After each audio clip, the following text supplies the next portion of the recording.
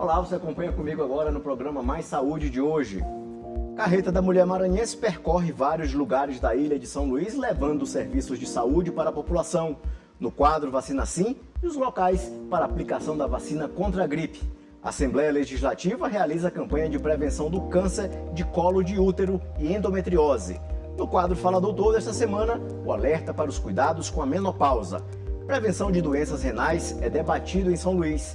E ainda uma reportagem sobre a oficina de plantas medicinais que capacita mulheres no campo.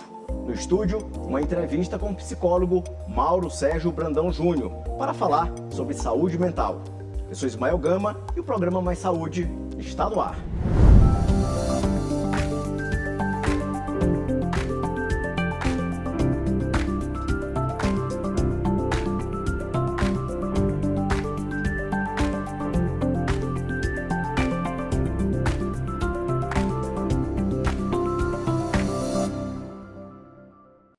Neste mês de março, para comemorar o mês da mulher, o governo do estado realiza uma campanha que leva uma carreta a vários lugares da ilha de São Luís com serviços voltados para a saúde. Acompanhe.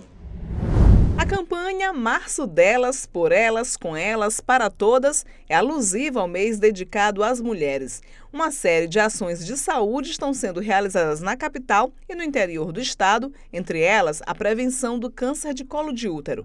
Entre os principais destaques da campanha estão as carretas da Mulher Maranhense, unidades móveis equipadas para realizar exames, entre eles o Papa Nicolau. A carreta da mulher ela vem justamente para auxiliar e oferecer esses serviços que às vezes ficam distantes das comunidades, né, dos nossos municípios.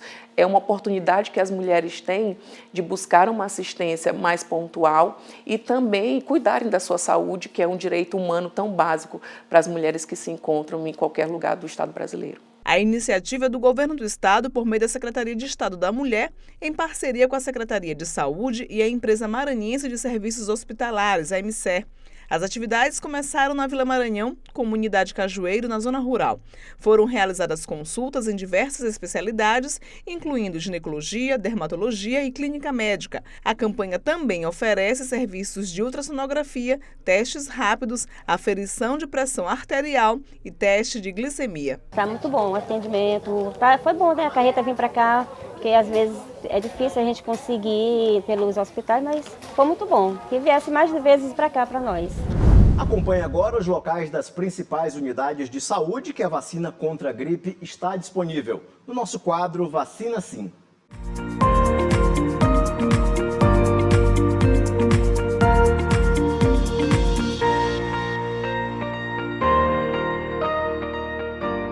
Veja agora as unidades de saúde para tomar a vacina contra a gripe. Centro de Saúde Amar, Centro de Saúde Liberdade, Centro de Saúde São Francisco, Centro de Saúde Turu, Centro de Saúde Coab Anil, Genésio Ramos Filho, Dr. José Carlos Macieira, Clodomir Pinheiro Costa, Vila Nova, Centro de Saúde São Cristóvão, Centro de Saúde Fabriciana Moraes, Centro de Saúde Santa Bárbara e Centro de Saúde Antônio Carlos Reis. E veja também o público-alvo da vacina contra a gripe. Crianças de 6 meses a menores de 6 anos de idade, pessoas a partir de 60 anos, gestantes e puérperas, povos indígenas, trabalhadores da saúde, professores das escolas públicas e privadas, adolescentes menores de 18 anos sob medidas socioeducativas, população privada de liberdade com 18 anos ou mais, funcionários do sistema prisional, pessoas com doenças crônicas não transmissíveis e outras condições clínicas especiais, quilombolas, pessoas com deficiência permanente a partir dos 12 anos de idade, profissionais das forças de segurança e salvamento e das Forças Armadas, pessoas em situação de rua e caminhoneiros, trabalhadores de transporte coletivo rodoviário, de passageiros urbanos e de longo curso e trabalhadores portuários. Esse foi o quadro Vacina Sim.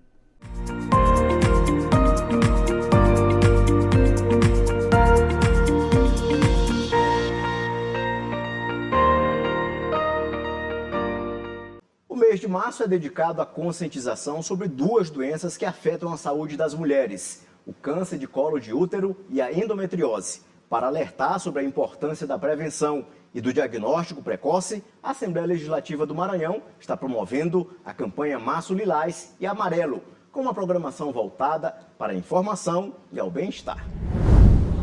A conversa na recepção do setor de saúde e medicina ocupacional da Alema girou em torno de duas doenças que afetam a saúde das mulheres. A primeira é o câncer de colo de útero, que, segundo o Instituto Nacional do Câncer, pode chegar a 17 mil casos somente neste ano. A segunda é a endometriose, uma doença que muitas vezes se desenvolve de forma silenciosa e pode levar a consequências graves para a saúde feminina.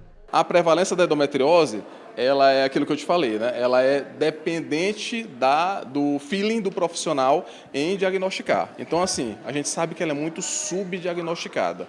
Mesmo assim, ela representa 10% das patologias relacionadas às cólicas e às dores nas mulheres e representa 30% das causas de infertilidade feminina. Então, uma das importâncias da endometriose é exatamente você, mulher, saber que você pode ficar infértil ou ter dificuldade para engravidar se tiver essa doença. Então, procure diagnosticar. Uma das principais formas de prevenção contra essas doenças é a informação. Com conhecimento, as mulheres podem adotar cuidados para o diagnóstico precoce da endometriose, além da prevenção do câncer de colo de útero, enquanto os homens também podem contribuir, incentivando a vacinação e o acompanhamento médico. Uma das medidas mais eficazes é a vacina contra o HPV, que reduz o risco de infecção pelo vírus. A vacinação é uma forma muito eficaz, porque a vacina contra o HPV ela é indicada para adolescentes de 9 a 15 anos, que é uma faixa etária onde eles ainda não tiveram contato com o vírus, né? Principalmente as meninas. Então, as meninas que tomaram essa vacina, ela é uma vacina em 2 doses, com intervalo de 6 meses entre elas, dificilmente elas vão ter algum problema de câncer de colo de útero. Para alertar e orientar quem frequenta o Parlamento Estadual, a Assembleia Legislativa do Maranhão está realizando a campanha Março Lilás e Amarelo, com uma programação que conta com atividades que promovem o bem-estar e a conscientização sobre o câncer de colo de útero e a endometriose.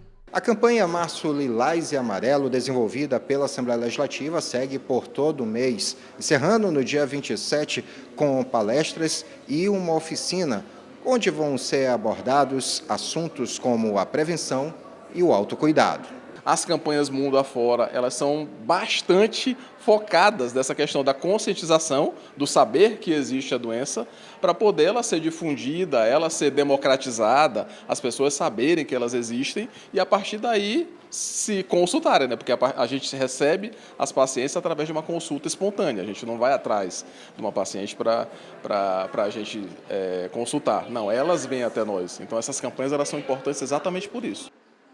No quadro Fala Doutor desta semana, as dúvidas da população com os cuidados que devemos ter com a menopausa. Quem responde as perguntas é o médico ginecologista Bruno Maciel, do setor de saúde da Alema.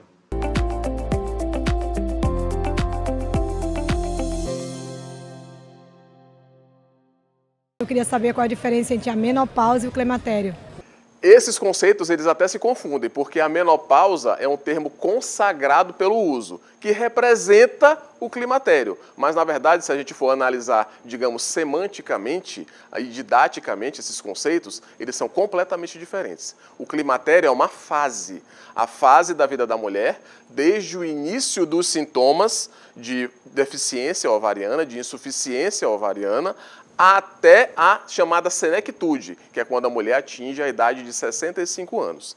Nesse meio ponto existe a menopausa. A menopausa nada mais é que uma data, a data da última menstruação. E ela só é descoberta depois que ela menstrua e fica 1 ano sem menstruar. Então a menopausa é um diagnóstico retrospectivo. Só 1 ano depois que a mulher não menstrua é que ela tem a data da última menstruação, que representa a menopausa na fase do climatério. Boa tarde, sou a Jerusa Holanda. Ainda é possível engravidar após a menopausa? Olha, é raro acontecer a gravidez, mas ainda é possível. A população de óvulos dos ovários das mulheres na menopausa, ela é muito escassa e a qualidade desses óvulos é menor também. Então, assim, é bem difícil para a mulher engravidar após a menopausa, só que é possível. A gente vê algumas mulheres, por exemplo, no interior do estado, que engravidaram aos 50 anos após deixarem de menstruar. Isso não é a regra do jogo, mas acontece. E ainda assim, puxando para a nossa seara da reprodução humana, as mulheres elas podem preservar a sua fertilidade, congelar óvulos e assim usar os óvulos após a menopausa, os óvulos da paciente dela quando ela era jovem, após a menopausa e assim engravidar. Gostaria de saber, há necessidade de reposição hormonal durante a menopausa? Olha, a paciente pode ser candidata à terapia hormonal. E essa candidatura ela pode ser validada ou não, dependendo dos sintomas e dos exames de laboratório que nós médicos ginecologistas costumamos pedir para essa paciente. Por exemplo, um rastreamento para câncer de mama, como mamografia, ultrassom de mamas, um rastreamento para câncer de colo do útero e de endométrio, com ultrassom transvaginal preventivo, um rastreamento para a parte óssea dessa mulher, densitometria óssea, rastreamento para cânceres do trato gastrointestinal, com sangue oculto nas fezes, eventualmente uma colonoscopia, entre outros exames. Ela fazendo esses exames e não tendo risco de aumento de câncer ou aumento de eventos de trombose, por exemplo, ela é sim uma pessoa que está habilitada para iniciar o tratamento de terapia hormonal. Gostaria de saber quais as principais mudanças percebidas durante a menopausa. As principais mudanças percebidas durante a menopausa são mudanças corporais na mulher, especialmente com relação aos sintomas chamados vasomotores, os fogachos, os calores, as ondas de calor, o ressecamento da pele, ressecamento dos genitais, por exemplo, ressecamento vaginal, e alterações da parte psicológica, alterações de humor, podendo até evoluir para uma depressão, e aí às vezes a gente tem que tratar com determinadas medicações até antidepressivas para isso, mas o importante, o recado para essa mulher na menopausa é se aceitar. Se aceite do jeito que você é, porque isso é uma mudança natural. A gente não tem muito o que fazer com a natureza. A natureza da mulher é assim. E vejam pelo lado bom, o benefício de vocês terem uma longevidade, viverem bastante. Olá, meu nome é Ana Clara Dias e eu queria saber se pode se deixar de ir ao ginecologista após a menopausa. Nunca se pode deixar de ir ao ginecologista em fase nenhuma na vida da mulher, ainda mais na menopausa. Existem outras doenças ginecológicas que podem ser diagnosticadas, como por exemplo câncer de colo do útero, que a gente faz aquele preventivo ginecológico, os cânceres de mama, que a gente pode fazer a mamografia. Essas doenças também aparecem nas mulheres da menopausa. Então, não se pode deixar de ir ao ginecologista em fase alguma da vida da mulher. Sou Rai Martins, não quero e não posso utilizar hormônio. O que faço para aliviar os sintomas da menopausa? Olha, essa é uma pergunta muito complexa e muito vasta. Então a gente vai falar algumas coisas que a mulher pode fazer para tentar aliviar os sintomas em caso de não utilizar a terapia hormonal. Por exemplo, vou falar logo da parte negativa. Evitar o uso de café em excesso, evitar consumo de doces, por exemplo, chocolates em excesso, doces industrializados em excesso, porque isso tudo faz com que a mulher tenha um aumento da dilatação dos vasos dela. E isso piora os sintomas vasomotores, os sintomas de ondas de calor. E também fazem mal para a saúde, né? Todos os excessos desses condimentos fazem mal à saúde. E de pontos positivos para o climatério, o que ela pode fazer? O que ela pode fazer uso? Fazer uso de, por exemplo, frutas e verduras, vegetais verdes escuros. Tudo isso faz melhorar o aporte de estrogênio natural no corpo da mulher, porque a menopausa, o climatério, nada mais é que a deficiência desse hormônio, do estrogênio. Outra coisa boa para utilizar, derivados de soja, leite de soja, com comidas também com soja, grãos, lentilhas, linhaça, Todas essas coisas que no final das contas são boas para melhorar a dieta dela, também são boas para aliviar os sintomas da menopausa.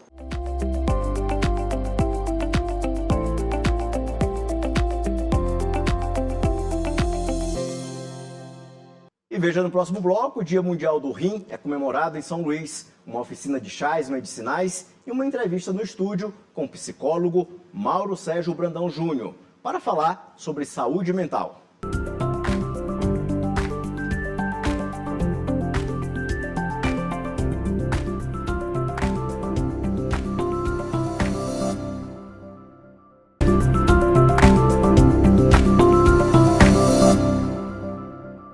No Dia Mundial do Rim, a prevenção e diagnóstico precoce das doenças renais foi tema de conscientização para a população.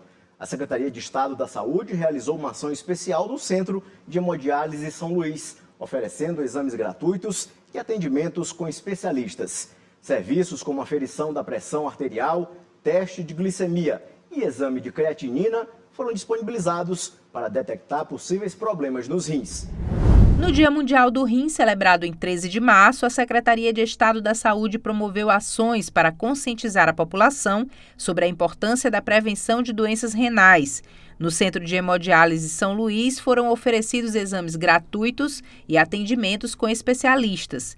Entre os serviços disponíveis estão a triagem com teste rápido para HIV, hepatite C e sífilis, além da aferição da pressão arterial, teste de glicemia e a realização do exame de creatinina, fundamental para avaliar a função renal. Como a gente cuidar dos nossos rins, para que nós não nos tornamos um paciente crônico, né? E uma das coisas mais importantes é a atividade física, né? Você tem que começar o seu dia fazendo uma atividade física, uma caminhada, uma musculação, né? Aquela atividade física que você realmente gosta de fazer. Depois, você tem que tomar água. A nossa água, a gente tem que tomar água pela quantidade corporal, né, do nosso organismo. Evitar o sal, evitar a comida gordurosa. E, acima de tudo, você precisa manter os seus exames em dias. Com exames simples, é possível identificar precocemente problemas que podem comprometer os rins e a saúde como um todo.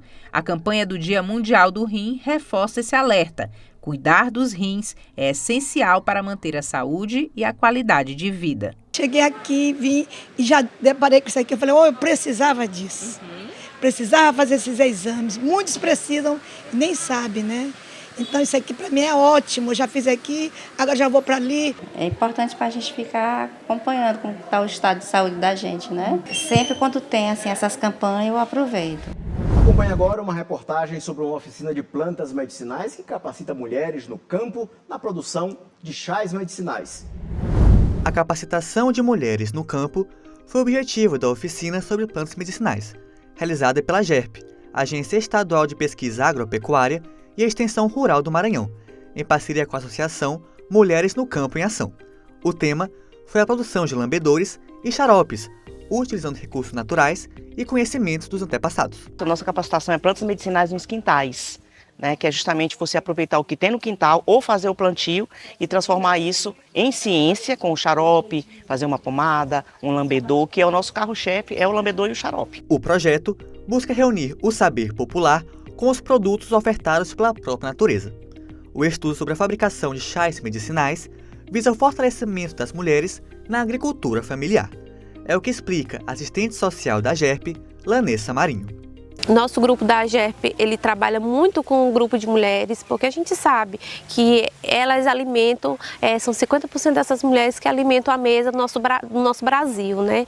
Então a gente busca elas e o que precisar para elas capacitar, orientar, nós estamos ali. Para quem está participando, a oficina desempenha um papel fundamental na construção de uma geração ambientada com a saúde e com o meio ambiente. Para a gente é gratificante, né? Porque a gente está aprendendo o que a gente tem no nosso próprio quintal, que serve de remédio, que a gente anteriormente, né, esse curso não tinha ideia, e isso para a gente é maravilhoso.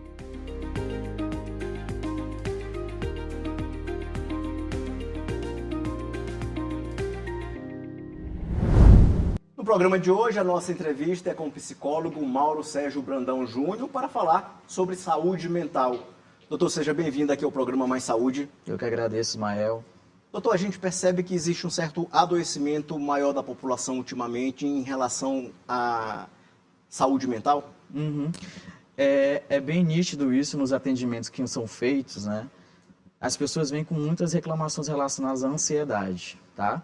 E a gente pode colocar também um pouco na conta, não culpando, mas ajudando até certo ponto pela tecnologia, né? Como que essas informações são mais difundidas. E foi perceptível a partir da pandemia, né? Para quem conviveu com a pandemia, viveu aquele momento terrível. Muitas pessoas começaram a ter crises de ansiedade, né? Crises depressivas também. Então, essa busca por atendimento também aumentou de maneira significativa, né? Algo que era de muita resistência anteriormente, não que hoje não haja, tem, só que muito menos comparado ao período antes da pandemia. A gente pode fazer um divisor aqui, né? Antes da pandemia e pós-pandemia. Então, é perceptível que esse adoecimento da sociedade vem acontecendo mais, ou que pelo menos eles estão identificando, a sociedade identifica e começa a buscar mais por ajuda. Também temos que falar sobre a questão da acessibilidade, né? De que forma os dispositivos públicos estão adequados para poder receber essa demanda também. Porque diversas vezes a questão não se restringe a pessoa não querer ir. É porque às vezes ela não tem a condição necessária para poder acessar aquele serviço. Então são discussões amplas, mas sim, é muito perceptível esse adoecimento, né? Principalmente, estava até conversando contigo anteriormente, relacionado ao campo do trabalho, né? O índice de pessoas que se afastaram por adoecimento como ansiedade e depressão aumentou de maneira significativa aqui no nosso país. E isso é um sintoma da gente tentar compreender o que é que está acontecendo, né? Que tipo de trabalho que está adoecendo esse trabalhador, o que está por trás disso. Então, a gente não pode só colocar a nível individual. Nós temos que problematizar também a nível macrosocial, né? As questões sociais, as questões políticas, as questões econômicas que estão diretamente relacionadas nesse processo. Doutor, em relação ao ambiente corporativo, o que é mais prejudicial para o trabalhador? Bom, são vários aspectos do trabalho, por exemplo, e foi até uma monografia falando sobre identidade de trabalho, né? Que forma o trabalho, ele tem vários conceitos a depender do tempo. Há um tempo o trabalho significava a pessoa é digna quando ela trabalha. Se ela não trabalhasse, ela não era digna. Uma questão de identidade. De um tempo para cá, a gente vem percebido que as pessoas não têm tido aquele espaço de expressão dentro do trabalho. Há muitas pessoas reclamando, né? O adoecimento é notório, há uma precarização do trabalho, de certa forma, há uma flexibilização dos seus direitos, que é uma forma também de fragilizar as lutas coletivas, e isso se interfere. Por quê? Gera um superindividualismo, uma competição exacerbada, e isso vai impactar nas relações interpessoais. Haverá mais conflitos, esses conflitos tornarão o ambiente mais insalubres. Geralmente as chefias, que nem todas são lideranças, mas são chefias... Existe diferença, né? Existe diferença. A chefia está muito relacionada à função que a pessoa ocupa. A questão da liderança vai para além. É aquela pessoa que consegue mediar e lidar com os conflitos, consegue estimular a sua equipe, consegue identificar fatores que podem ser prejudicial também à pessoa. Então, a postura de líder vai para além da chefia. Só que o que observamos é que, geralmente, a ocupação desses espaços por pessoas que muitas vezes não estão ali preparadas e acabam também engolidos por uma cultura de assédio institucional, né? E isso reverbera em todo mundo. Reverbera no assediador, reverbera na pessoa que é assediada, reverbera nas relações de trabalho, porque fica prejudicado. Então, percebe-se aí esse adoecimento, né, das pessoas. Se não me engano, no passado, o burnout, né, ela foi considerada doença ocupacional pela OMS. E também isso é muito significativo. Então, a primeira doença relacionada ao trabalho, né, que foi considerada pela OMS. Então, precisamos rever as formas de trabalho, de que forma isso está acontecendo, de que forma o trabalhador está sendo escutado, de que forma ele está sendo aviltado. Doutor, em relação ao ambiente de trabalho, quais os sinais que o trabalhador deve perceber que ele não está legal e pode estar num processo de adoecimento por burnout, por exemplo? O burnout, ele é aquele caso de exaustão, ao extremo, esgotamento total, né? Tanto é que o termo, uma tradução não literal, mas mais aproximada, tem relação com essa exaustão. Envolve quadros depressivos, envolve a questão de percepção de não identificação com o trabalho, e isso é muito comum, a pessoa que não consegue mais se identificar com o trabalho. É claro que o trabalho ele serve como meio de produção material para a pessoa, mas ao mesmo tempo ela se coloca ali, né? Ela coloca um pouco dela no seu fazer. E à medida que ela vai perdendo a identidade, que ele vai perdendo o sentido, isso também vai fazendo com que a pessoa entre no processo de adoecimento. Olha só, não é um adoecimento patológico ainda, mas ela está em sofrimento de qualquer maneira. Então também esse vazio em relação ao seu trabalho, algumas questões relacionadas ao estresse, ansiedade. Então tudo isso vai montando um componente que a pessoa não dá mais conta. Ela não consegue mais se dar aquele trabalho, desenvolver o seu trabalho que antes não era tão pesado, agora se torna um fardo na sua vida. E ela vê as coisas como sem sentido, até que ela entre no colapso, né? O burnout ele leva até o último ponto, né, de saúde da pessoa, tanto física quanto mental. Então, são alguns sinais que a pessoa começa a perceber dentro do trabalho, até mesmo irritabilidade, aquela tendência a não querer ir mais para o trabalho, a pensar logo de manhã cedo, pô, tem que ir para o trabalho hoje, eu não queria, né? Então, todo esse processo são sinais significativos de que algo não está contente. Claro que a gente não vai achar um trabalho ideal, né? Que todo mundo gosta de estar feliz pulando. Mas quando está exacerbado, persistente, e a pessoa tem um esforço a mais para poder fazer, desempenhar suas atividades, e ainda assim seu desempenho está diminuindo de maneira gradual, bom, é um sinal de alerta. Doutor, muito se fala em ansiedade e depressão. Existe uma diferença entre os dois ou um complementa o outro de forma negativa? Geralmente, os quadros depressivos, ansiosos, eles têm comorbidade, que é isso, um acaba interagindo com o outro. A ansiedade, eu costumo falar para os atendimentos que eu faço, que a ansiedade ela faz parte, é uma reação natural, é uma preparação para uma luta, para uma fuga, ou ficar paralisado. Quando entra no quadro patológico, a gente leva em consideração o tempo, a persistência daquele quadro. Quanto tempo no dia, nos últimos 3 meses, 6 meses, qual é a intensidade e de que forma isso tem atrapalhado nos outros ambientes sociais dessa pessoa, no trabalho, nas relações sociais. E a ansiedade tem muito mais a ver com... É uma questão mais física também, né? Você vai ter a pupila dilatada, vai ter perda, geralmente perda ou aumento do apetite. O coração fica acelerado, porque está se preparando para uma questão, uma luta, pensamentos ficam acelerados. A pessoa fica preocupada, 99% do que ela imagina que vai acontecer não acontece, mas ela não consegue sair daquilo. Então é uma sensação de alerta constante que a pessoa tem quando ela está no quadro patológico, ansiedade. Alguma coisa ruim vai acontecer. Em alguns casos tem o ataque de pânico, tem a síndrome do pânico. O ataque de pânico é algo pontual. A síndrome já é algo mais consistente no tempo. A pessoa tem com uma recorrência, que também faz parte do quadro de ansiedade. Então a pessoa está sempre em alerta, e isso vai adoecendo a pessoa, vai deixando o seu corpo exausto, ela vai perdendo o sono também, que é uma característica, a insônia. A pessoa perde o sono, começa a ficar todo o tempo alerta. Em alguns casos a pessoa pode ter a sensação de estranhamento, a depender do nível de crise de pânico que ela tenha também. E quando a depressão tem mais relacionada a uma transtorno de humor, a pessoa ela fica aquele quadro clássico, a pessoa melancólica, boa parte do tempo, fica apática, perde vontade de fazer coisas que antes faziam sentido para ela, aquela culpabilização exacerbada em relação ao seu quadro, que ninguém gosta dela, que ela também perde, se isola socialmente por conta disso. Então, tecnicamente essas são as diferenças, mas geralmente elas estão em conjunto ali, né? Elas acontecem como se fosse uma puxando a outra. Elas podem acontecer, geralmente acontece isolado, mas elas podem acontecer juntas também. Doutor, no caso de uma pessoa com uma crise de ansiedade, ela pode controlar se ela tiver as técnicas passadas por um psicólogo? Como é que funciona? O primeiro passo que a pessoa tem que ter quando ela identifica uma crise é compreender que aquilo faz parte dela. Uhum. Compreender o contexto que ela está, quais são as situações que é possível que ela desenvolva uma sensação dessa. Por exemplo, falar em público é o terror de muita gente. E ela pode, sim, desenvolver uma crise de ansiedade. Então, o que ela faz para lidar com aquela questão? O que está gerando aquele nervosismo, aquela ansiedade exacerbada? É o julgamento das pessoas? É a pessoa não conseguir falar? Então, a partir do momento que começa a problematizar e tentar colocar, de fato, o que a pessoa quer fazer ali, de fato, isso pode auxiliar nesse momento. Agora, quando a crise já vem, já se instaura, tem muito a ver com desvio de foco. Geralmente o desvio de foco ajuda, porque aquilo que está deixando ela angustiada, com respiração curta, aquele aperto no peito, geralmente tenta respirar um pouco, tenta conversar com alguém próximo, uma pessoa próxima, ou focar em alguma coisa do seu interesse. Há alguns momentos até mesmo confrontar. Tem uma técnica muito interessante, uma técnica de relaxamento, mas cuidado, porque pode gerar gatilhos também, né? Geralmente eu faço acompanhando. É justamente a pessoa fazer uma respiração profunda, né? Porque ela está em estado de alerta. O que a respiração profunda faz? Ela deixa a pessoa no presente.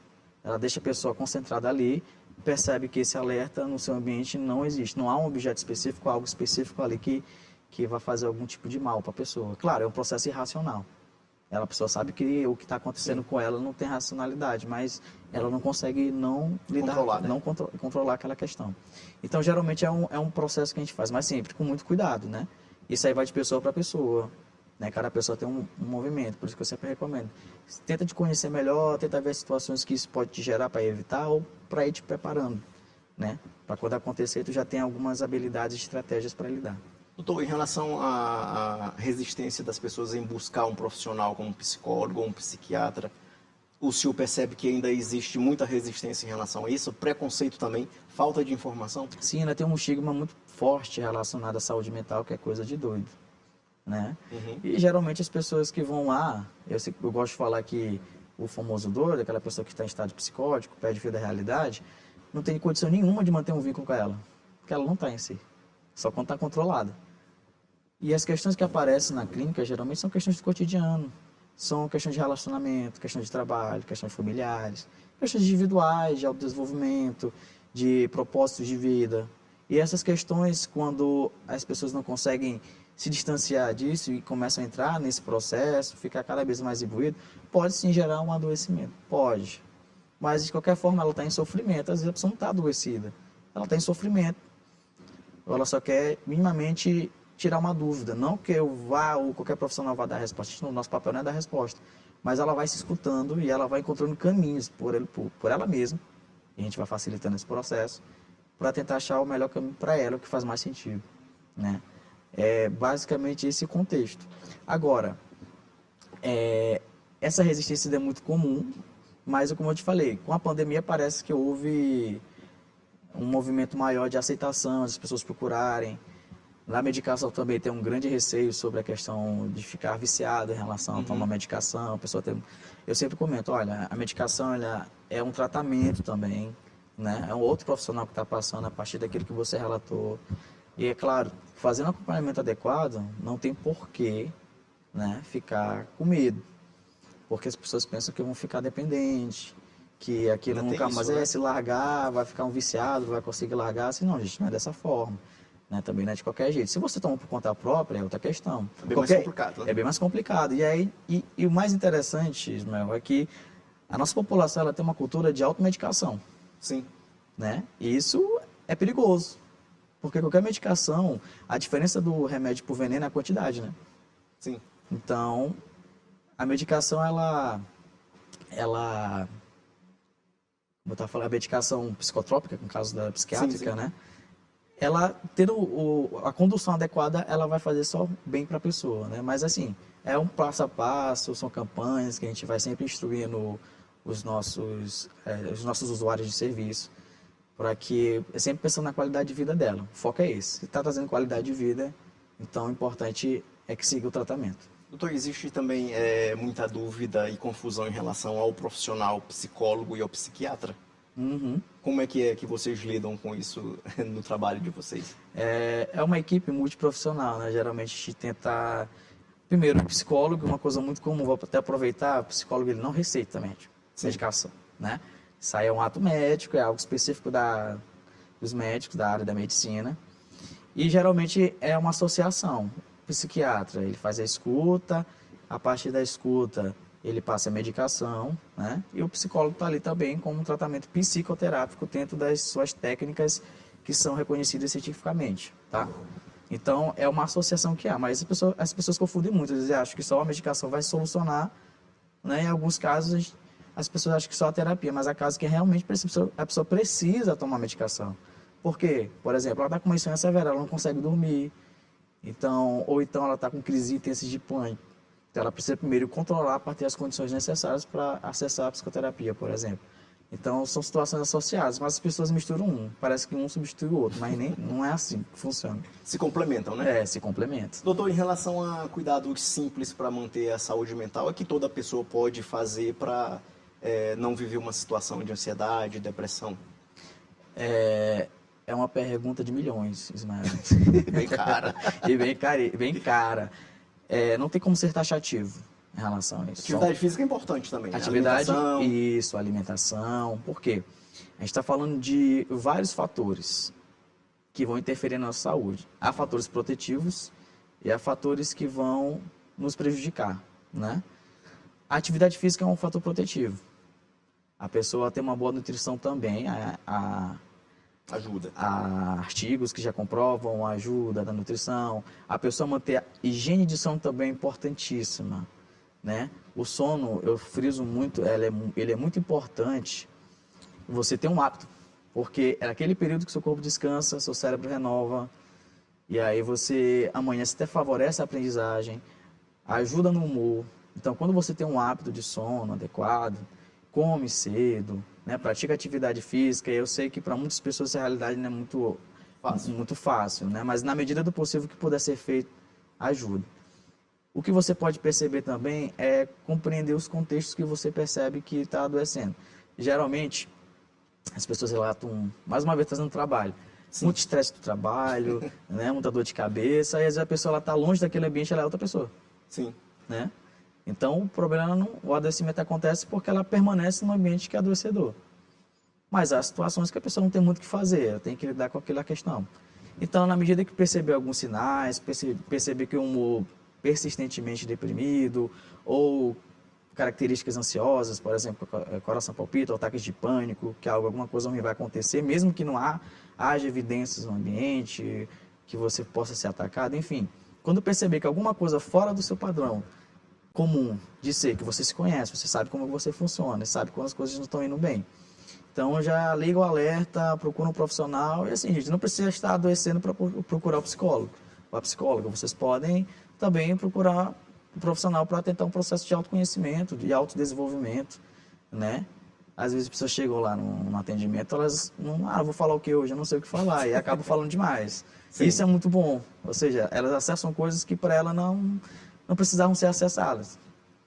E aí então eu estimulo essa procura, né? Porque também é uma forma de bem-estar, uma forma de cuidar da sua vida. Sim. Então você não precisa buscar somente quando está precisando dele. Você pode buscar como uma forma de fortalecer ainda mais esse processo, até mesmo com uma ação preventiva. Certo. Dr. Mauro Brandão, obrigado por sua entrevista aqui no programa Mais Saúde. Seja sempre bem-vindo. Obrigado. Aqui, tá bom? Muito obrigado. Esse foi o nosso programa Mais Saúde de hoje. Para você, um bom início de semana, e a gente se encontra no próximo domingo, às 9 da manhã. Até lá!